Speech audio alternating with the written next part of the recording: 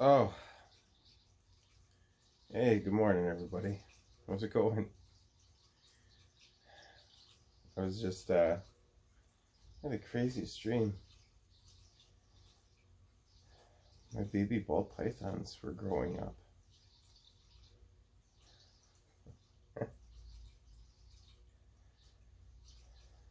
Let's check them out. Alright, you guys ready to see what these baby ball pythons look like? They've been growing like weeds, and they're all eating frozen thawed hoppers, sometimes 2 at a time.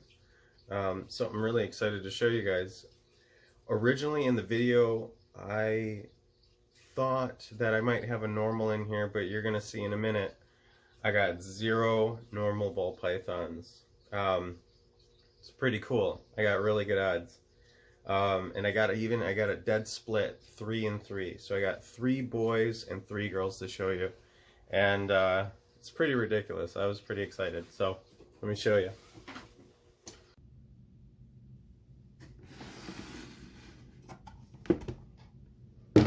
Alright, so the first male I want to show you guys is going to be the Mojave. So this was my little problem child for a little while here.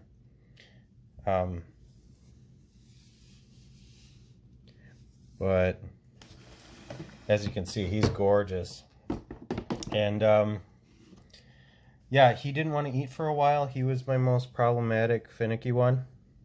But you can see the Mojave's got these really gorgeous earthy tones. And all these babies took actually about 67 days to hatch. In captivity, they're only supposed to take 55 to like 60 or something like that. But these actually went 67 days. And in the wild, they've been known to take up to 70 days. So, but the Mojave pattern here is really known. Here, I'm actually going to use a little pointer for having those alien heads in this. The Cyclops alien heads, so the single dots on these alien heads, and they have those really, really nice earthy tones. And they're also actually kind of known for having that long stripe. A lot of them will have a stripe on their back.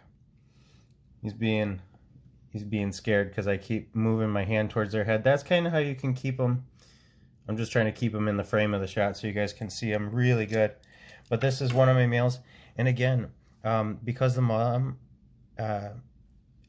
was a 100% het albino and clown, these guys have a 66% chance to carry the same genetics. And remember, his colors aren't even that good right now. He's in the beginning of a shed, which is what we refer to in the hobby as going into the blue.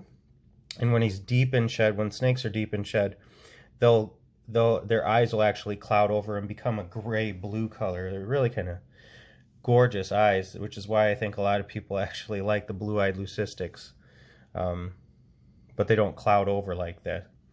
But anyway, yeah, just a super gorgeous snake, and I'm a real big fan of single gene animals, and Mojave is one that really stands out from a normal. It's very similar in color, but the pattern that Mojave gives it, and those nice creamy and Cyclops type alien heads, along with that dark dorsal spine that kind of blushes out a little bit, adds a lot to it. And this with yellow belly looks great. So the dad was the Mojave yellow belly spot nose. So let me show you another one here. Let's show you this one. So this is another male. Well, I said all these were males, but this is my spot nose right here. And he is awesome. I really love the spot nose gene all by itself. I'm going to have to work a little faster because they're wanting to move. But I really love the spot nose genes by itself. You can see this could have been one of the ones that I thought was normal when I first looked at it through the egg before it came out. But as you can see, it's got this really neat head stamp. If you turned it around, it almost looks like Baby Groot's head or something on there. It looks awesome. I don't know. I got a thing for Groot. I can't help it. But the spot nose gene if I can get him in frame. Oh, he's trying to protect his head. But on their lips, they have those spots. And it typically will have a very normal, like a very normal coloration, a wild type pattern and color. But it busies it up just a little bit. And when you throw a spot nose and a pastel together, they look outstanding. Or clown even. So this guy, again, is hat for clown. I'll probably be hanging on to him. He's getting a little squirmy, so we're going to put him back. They're all probably excited. They're all super social. They're all eating frozen thawed hoppers now. Now this is a spot nose yellow belly Mojave male. And you can see, like, look how bright he gets. It's amazing. And this is also hat for, or 60% hat for clown and albino. That is outstanding. You can see the spot on his nose here. You can see the blushing on his head a little bit too. The striping from that Mojave is coming in. The alien heads here. I'm trying to keep them in frame with my hands too, but the alien heads, they're cyclops. That's another key indicator. But this guy is just awesome. And I ended up with 3 that look similar. But this is my only male of the spot nose yellow belly Mojave. Stay in the shot. Animals are so unpredictable. But anyway, so those are my males. And they're all doing great. They're all around between 100 and 150 grams. And like I said, pounding hoppers. Some of these guys will take 2 hoppers at a time. Some weeks I do only feed them 1 just so they're not, so they don't grow too much like weeds. Because I got to build more enclosures and stuff like that. But let me go ahead and grab the girls real quick. Be right back. All right. And here come the girls. I have another one in here that I thought, I believe this is the one that I thought was going to be the normal. But she wasn't either. She was a nice little surprise. Oh, sassy. Sometimes they get puffy. But anyway, here, let me pull her over here. So this is a yellow belly. They look very similar to a normal, but I am a sucker for normals too. Something about the simplicity of one gene. You know, when you get 2 or 5 or 12 different genes in one animal, sometimes they get a little bit muddled. And it's really hard to appreciate and enjoy each one of those individual morphs. That's why I love the Mojave. I love this yellow belly. The really cool thing about yellow belly, actually, is that if you there's a super form of yellow belly. There's a super form of spot nose. I could go on about that all day. But this girl in particular here, the super form of yellow belly is ivory. So that means if you breed a yellow belly to another yellow belly, this animal will come out like this creamy, buttery white with no pattern, no other color on it whatsoever. So her siblings bred to another yellow belly will come out ivories. Their heads are a little bit darker. They have a little bit of shading on them, but what's common for a yellow belly, and I'll probably have to hold her up here, so hopefully she doesn't get too squirmy after I start doing this, are these little blushing up the sides. They're called, we refer to them as flames in the hobby, but the flaming is very iconic of yellow belly, and you'll see those right here.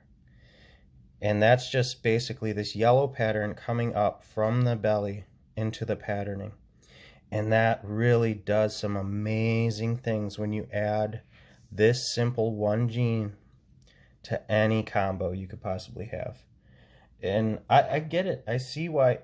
Hi, honey. She's wanting to crawl up my hand. I can see why people get bit by the ball python bug. You know, it's a lot of fun creating these designer morphs and stuff like that. But we also do have to be responsible about it. But yeah, with a lot of the big names out there creating some gorgeous designer morphs, I don't do it for profit. I just do it for the love of the hobby and to share my experiences with you. So let's grab another female here. Okay, and these two, oh, I don't even know which one to grab first. I'm so excited, but I want to make it quick because they're going to get squirmy. All right, so this one is looks exactly like the father, but this is a female. This is a spot nose, Mojave, yellow belly, female. A really busy pattern all down the back. This is that strong spot nose influence. You could see the spot at the tip of the nose. You could see the Cyclops alien heads.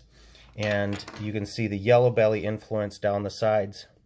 You can see how much more dramatic with the Mojave, how much more dramatic that blushing is. It's insane. I love, love, love, love this. With the dark spine and then going along these sides, blushed out, like all that flaming down the sides is just, that's just magical. I don't even care who you are. You can't help but not love that. And the way the yellow glows, you swear there's pastel in here. There's absolutely no pastel in this animal. And I get just as excited about my little baby ball pythons as I do my baby Bolins, my Bentley over there. And here's my last one, and this is my pride and joy, and I'm super happy about this, but this is missing one gene. And I'm going to point it out to you. But this thing's stripe down its back is, as soon as I saw it, I was like, you're going to stay with me. I hope you're a female, but if you're not, I don't care. I'll probably keep. So that jet black outlined on that dorsal stripe is outstanding. These floating alien heads that almost turn into just dots down the sides, they don't even have necks on them. Just gorgeous. But this one is missing spot nose. So this is just, I believe anyway, 90% positive. This is just a Mojave yellow belly. And just those two simple OG genes are phenomenal together. They work so well. They complement each other so well. And that's what I love about it. The simplicity. And that's why I even love normals. Is this gorgeous, you know, it really allows the animal to shine and showcases their the true beauty. And ball pythons are so hardcore awesome. And they're so simple to keep. Really a great beginner pet snake. There's so many boxes that they just tick. They check. But yeah. You guys, these are my baby ball pythons. I hope you've really enjoyed this episode. And we got more stuff coming. I'm going to be doing plant selections for your vivariums in the future. And how to set up your various vivariums, whether they're tall and arboreal, and the different substrates you can use, or long terrestrial. So with that said, if you guys keep it crawling.